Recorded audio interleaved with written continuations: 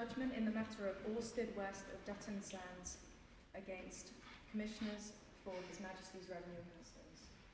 Lady Rose will hand down the judgment of the court. The respondents are all members of a group of companies of which the ultimate parent is a Danish company, Ørsted AS. They own and operate wind farms off the coast of England. During the course of planning and designing their wind farms, Ørsted spent considerable sums of money on surveys and studies investigating many different aspects of the environment in which the wind farms would be constructed. These studies covered, for example, what animals were living on the seabed at the proposed site, whether there were any shipwrecks there, what marine mammals swim in those waters and which birds migrate along a path that would include the wind farm, or whether the wind farm might interfere with radio and telecommunication signals. The question raised by this appeal is whether those costs qualify for capital allowances under Section 11, subsection 4 of the Capital Allowances Act 2001.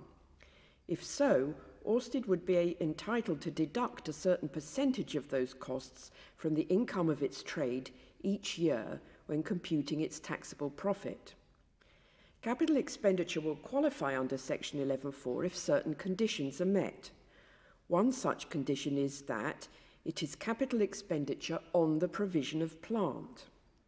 HMRC accept that the generation assets of the wind farm should be treated as a single item of plant, and that the expenditure on the reports and studies was capital in nature and not a revenue expense.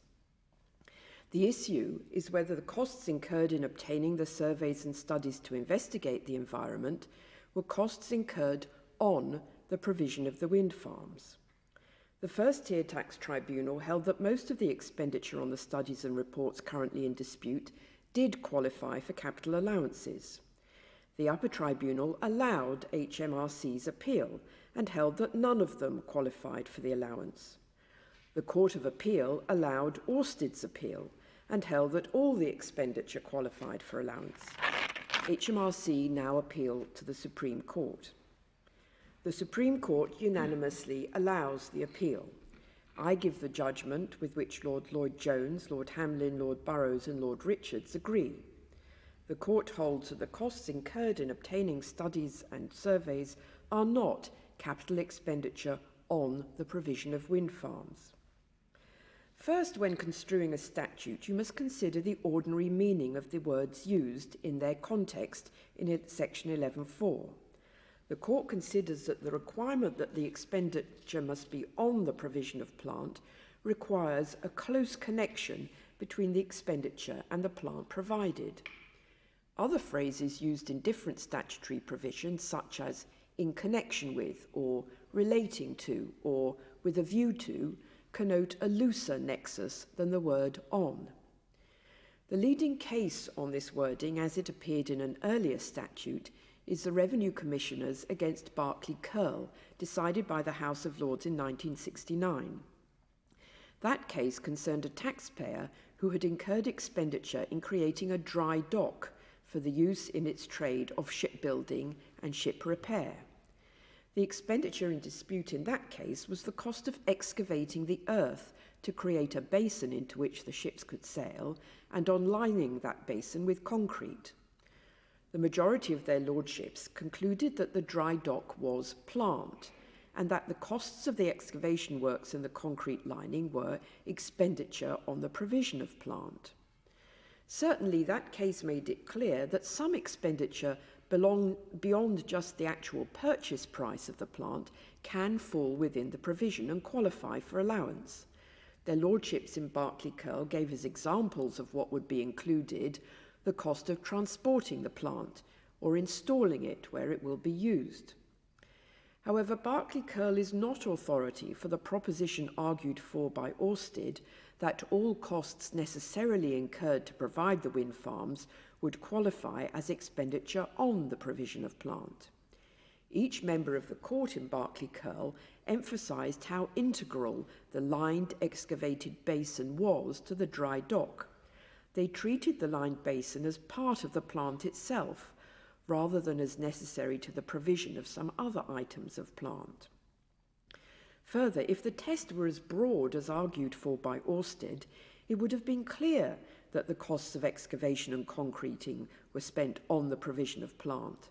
The fact that the House of Lords found the question whether the cost of excavation qualified to be a difficult question is not consistent with Ørsted's broad construction. There is another more recent House of Lords case which in our view strongly supports HMRC's narrower construction of the phrase on the provision of plant.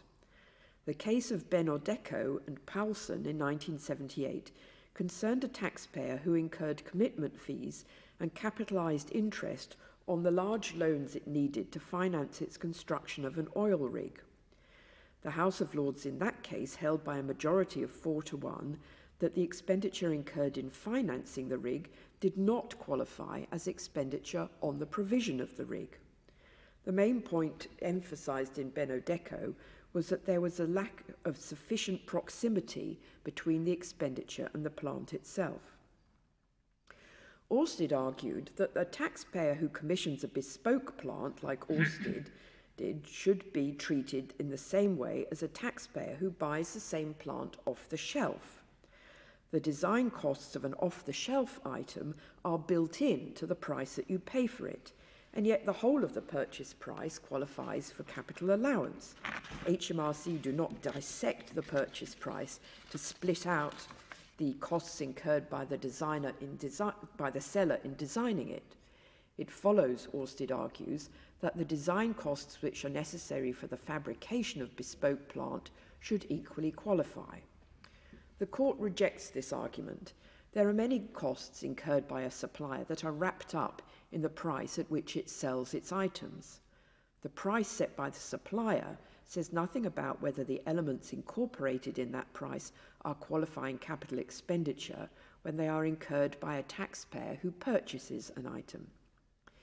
Further, the court accepts HMRC's argument that an expansive reading of Section 11 argued for by Ørsted risks scooping up expenditure which rightly falls within different sections in Chapter 3 of Part 2 of the Act, and disturbs the careful balance between what is allowed and what is not allowed under the detailed terms of those different provisions. Section 11, as well as other capital allowance provisions, is needed to reflect the depreciation of capital assets used in the taxpayer's business. The concept of a capital allowance reflects both the gradual deterioration of the asset through the wear and tear and the ultimate need to replace it. The surveys and studies involved in this case have only a very tangential connection with the diminishing value of the wind farm assets. This further militates against including those surveys and studies within the ambit of Section 11.4. It is true, as Ørsted argues, that the purpose of Section 11.4 is to incentivise businesses to invest in plant and machinery. But you cannot avoid the question, just how extensive is that incentive meant to be?